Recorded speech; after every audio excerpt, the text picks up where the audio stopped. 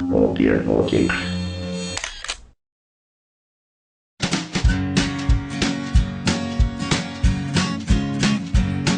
Well, the Pope takes a poop and the President too, and the fancy pants banker in his three-piece suit, the big fat general and all of his troops. The truth of the matter is everybody poops.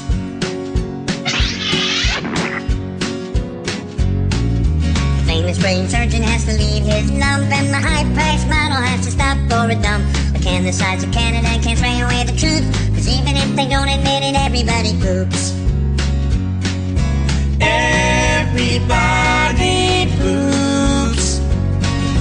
Everybody poops. Sure things number more than two. Death and taxes and everybody poops. Some days it's easy, other days it's hard, but if your system's working, thank your lucky stars. Nobody talks about it, not a word is said. But if you're not pooping, then it means you're probably dead.